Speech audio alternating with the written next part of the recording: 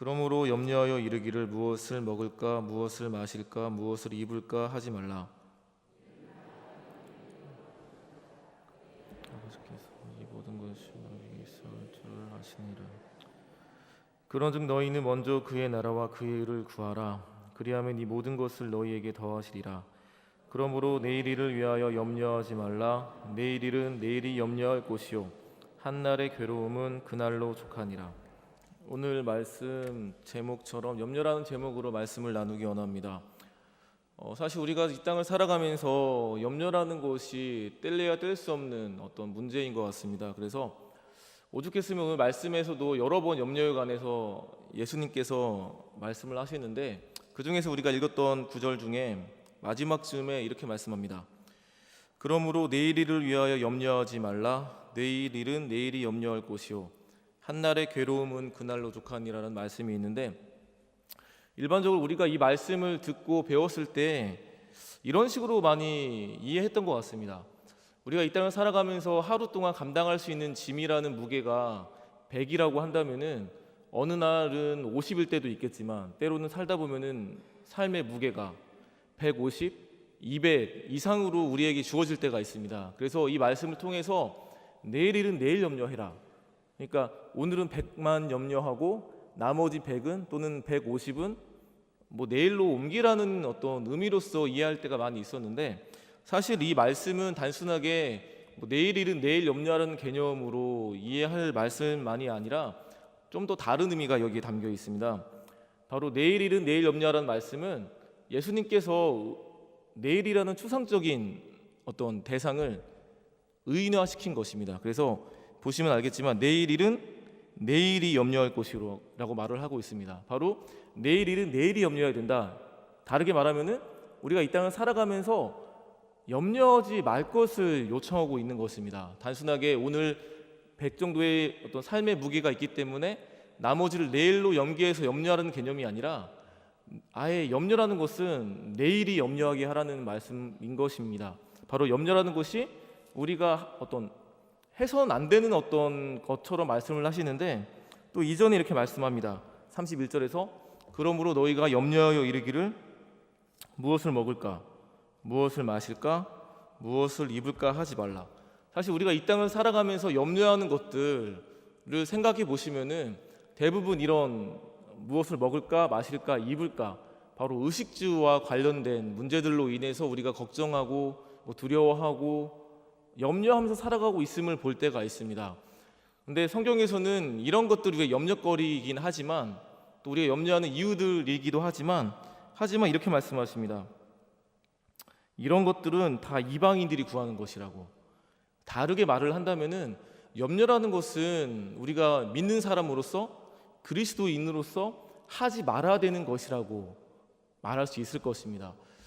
살아있는 성자라고 불렸던 루마니아의 살아있는 순교자라 불렸던 덤블란트라는 목사님이 계셨는데, 그분이 이제 감옥에서 오랫동안 힘든 시간을 보내면서 어떤 두려워하지 말라는 단어가 얼마나 나오는가 돌아봤을 때 우리가 잘 알고 있다시피 360번 이상 또는 365번 이상 나왔다고 말할 정도로 성경에서는 계속적으로 우리에게 두려워하지 말아라, 염려하지 말아라 말씀을 하심을 통해서 우리에게 지속적으로 염려에서 떠나가라, 두려움에서 벗어나라고 말씀을 하십니다.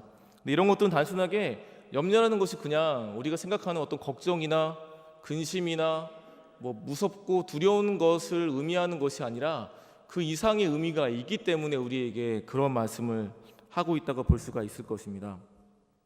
우리가 염려를 분명 이겨야 될 것인데 우리한테는 그런 염려를 어떻게 이겨낼 것인지에 대한 어떤 힘이나 능력은 없습니다. 하지만 우리가 어떻게 염려를 극복할 수 있겠습니까? 첫 번째, 기도를 해야 할 것이겠죠. 오늘 말씀에서도 너희는 먼저 그의 나라와 그의 의를 구하라. 바로 염려 속에서 빠지지 말고 먼저 그의 나라와 그의 의를 구하는 것들을 말씀하시면서 기도하라 말씀하시는 걸 볼 수가 있고, 또한 어떤 욕심을 버리라고 우리에게 또 말씀하고 있습니다. 그래서 우리가 읽진 않았지만 그 이전 구절에서 이렇게 말씀하고 있습니다. 너희가 염려함으로 너희 키를 한 자나 더 칼 수 있느냐.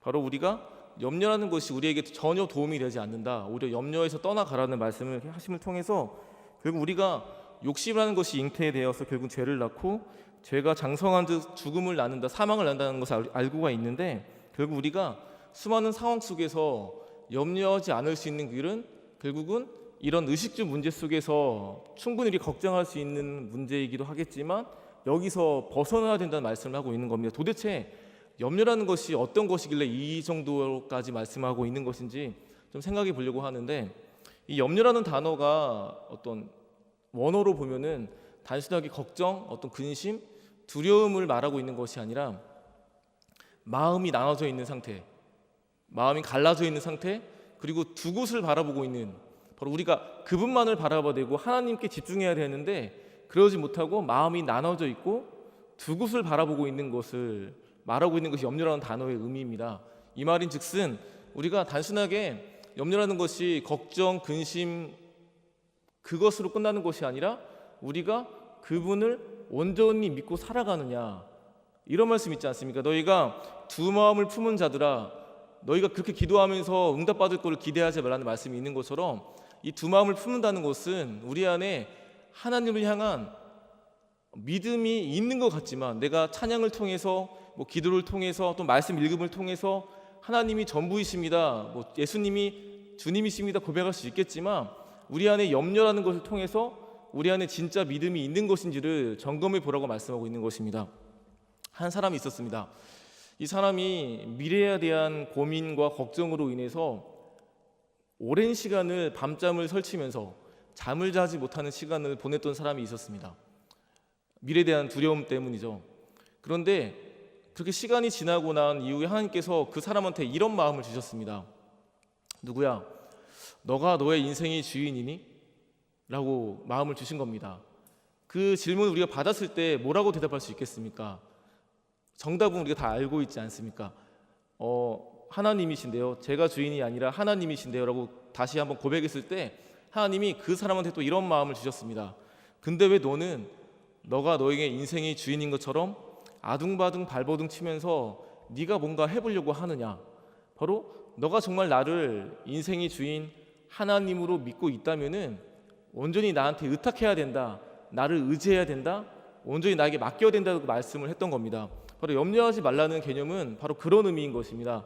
단순하게 그냥 걱정, 근심, 두려움으로 끝나는 것이 아니라 네가 정말 나를 온전하게 믿고 살아가고 있느냐, 단순하게 입으로만 고백하고 단순하게 찬양으로 끝나는 것이 아니라 너가 정말 나를 인생의 주인으로 믿고 살아가느냐고 질문하고 있는 것입니다.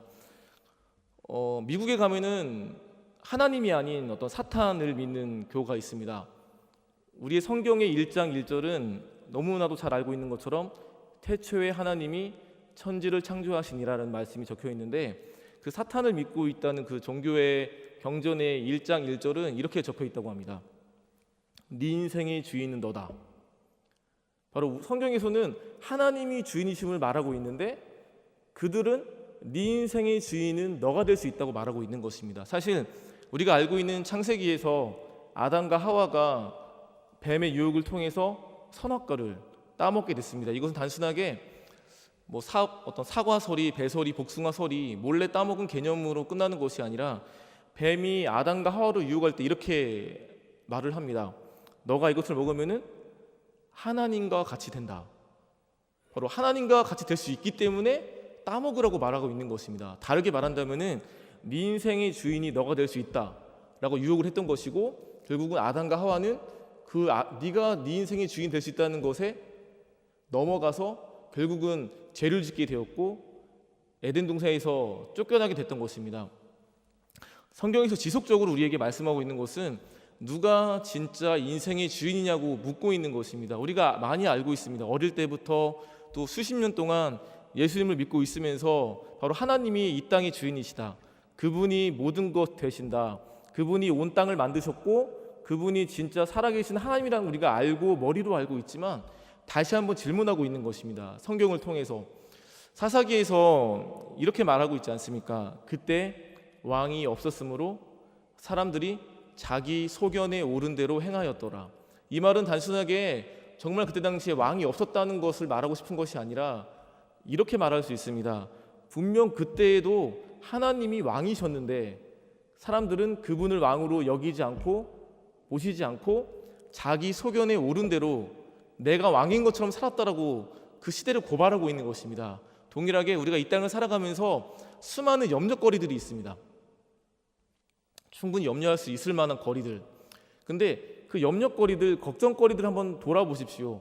사람마다 다르겠지만 정도의 차이는 있겠지만 내가 염려하고 걱정하는 것을 보면 어느 순간 내가 의도치 않았지만 내가 그러려고 했던 건 아니지만 어느 순간 내가 하나님보다 그런 염려와 걱정이라는 것에 마음이 쏟아져서 때로는 하나님을 믿고 있긴 하지만 염려라는 것에 더 마음이 쏟아져 있고 이 말인 즉슨 내가 하나님만큼 또는 하나님과 버금가게 그것들을 좀 더 의지하고 있었고 두려워하고 있었고 좀 더 마음을 쏟고 있었다는 사실을 볼 수 있는 것입니다. 그래서 나의 염려거리를 봤을 때 또 내가 염려한다는 모습을 봤을 때 내가 입으로는 주님을 주님이라 고백할지 모르겠지만 내가 그분을 온전하게 믿지 못했고 신뢰하지 못했고 내 안에 어떻게 보면 믿음이 좀 부족하구나 라는 것을 깨달을 수 있는 하나의 어떤 리트머스 시험지 같은 것입니다.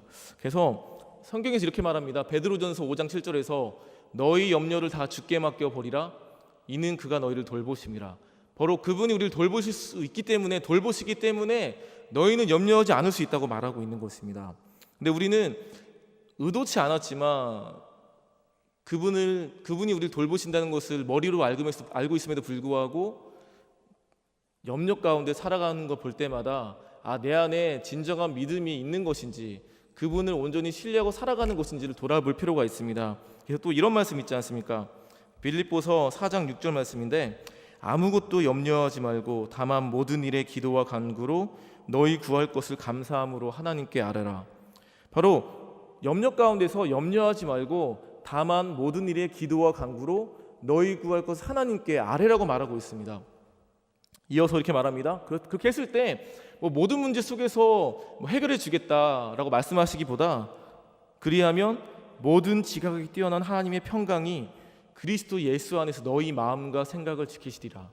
결국은 우리 삶 가운데 문제를 해결해 주겠다, 완벽하게 문제를 끝내주겠다 말씀하지 않으시고 오히려 네 마음을 지키도록 도와주겠다, 내가 너와 함께하겠다 말씀하고 있는 것입니다. 수많은 성경에서 두려워하지 말라고 말씀하실 때 이어서 이렇게 말씀하지 않습니까? 단순히 두려워하지 말라고 말씀하지 않으시고 이어서 내가 너와 함께 함이다, 내가 너와 함께 하기 때문에 두려워하지 말라고, 네가 느끼든 못 느끼든 언제나 함께하고 있다고 말씀하고 있는 것입니다. 마지막으로 돌아가셨던 그 온누리교회 하영주 목사님이 이런 말씀을 했습니다. 사람이 염려한다는 것은 하나님을 염두에 두지 않기 때문이다. 다시 한번 말하겠습니다. 우리가 염려한다는 것은 하나님을 염두에 두지 않기 때문이라고 말을 했습니다.